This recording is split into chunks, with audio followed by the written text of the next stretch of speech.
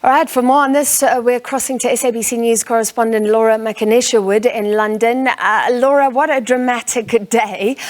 What are you hearing at the moment? Because there was a cabinet meeting. Any information in terms of what has been discussed? Because there are still so many people saying he needs to go, and it shouldn't be when there's a new leader. He needs to go now.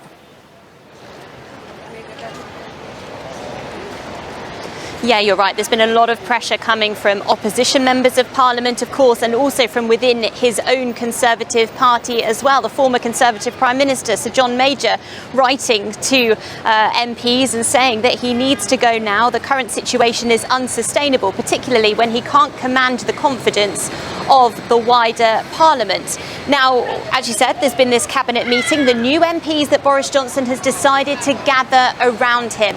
But in that meeting, we've heard that he's told them that no policy decisions will be made. He's basically setting out that he will only be a caretaker Prime Minister, taking the next few months and remaining within number 10, of course, to try to push that forward until the next leader of the Conservative Party is chosen. We don't know exactly how long that might take, though, because there is a lot of pressure for the Prime Minister to leave before then. So it could well be that this saga is not over yet. What about the people on the ground? Any sense of what they're thinking now? He did assure that the decisions he makes as a caretaker leader of sorts will be in the interests of Britain.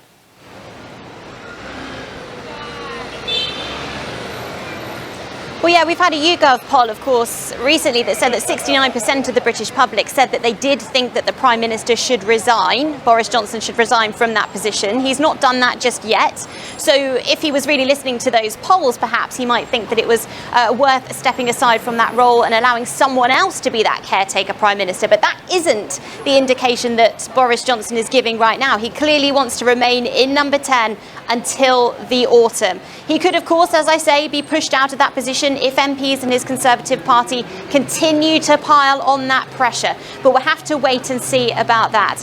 And as for the general public, people have had all their eyes on what's been happening in Downing Street today. There's been a lot of conversations about it. Of course, it has been the centre of a lot of people's talks of late, particularly with the number of scandals that have been coming out, and a lot of people wondering how he managed to hang on for so long.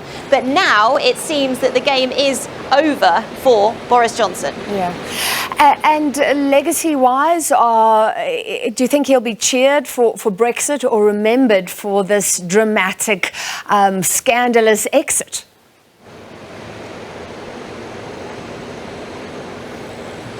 Yeah, it's a very good question, of course, because Brexit was the big issue that Boris Johnson campaigned about when he tried to become the leader of the Conservative Party. He will maintain that he was the one that took Britain out of the European Union.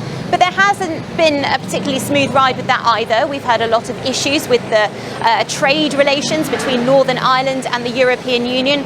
There's legislation set to go through Parliament next week about that, and some of that legislation might be torn up completely, much to the disgust of the European Union. They've criticised that move.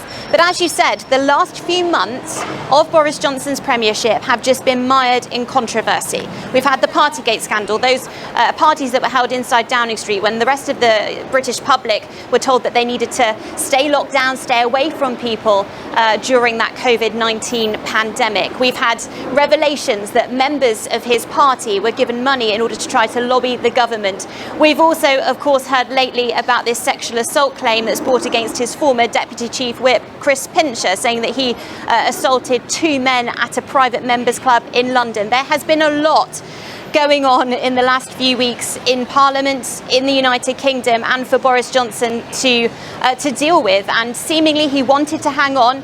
He was saying only just yesterday that he wanted to continue as Prime Minister, but now that tenure is coming to an end. Finally, Laura, who is likely to be a successor? What names are in the hat?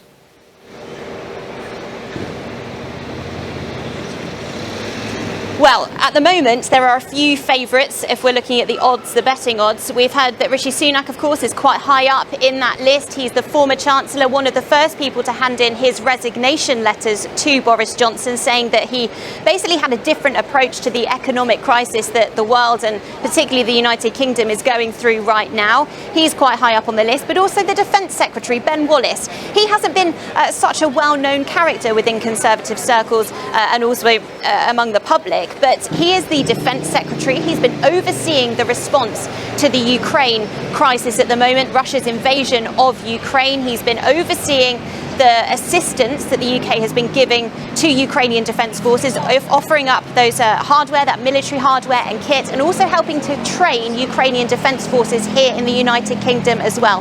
He's seen as a bit of a solid character, a safe pair of hands perhaps. So he has come up in the rankings recently, and it may well be that he's one of the favourites, but we won't know until these people actually commit to running for this leadership as to whether they do have an official chance. So we're waiting for those people to put their hat in the ring and say they are going to campaign to become the next leader of the Conservatives and the next British Prime Minister. All right, Laura Makin-Isherwood live from London. Thank you very much.